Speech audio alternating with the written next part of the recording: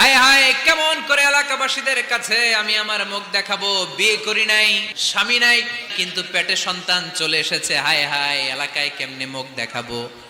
লজ্জায় পড়ে মারিয়াম আলাইহিস সালাম এলাকা থেকে চলে গেলেন। কি অবাক করে কাণ্ড!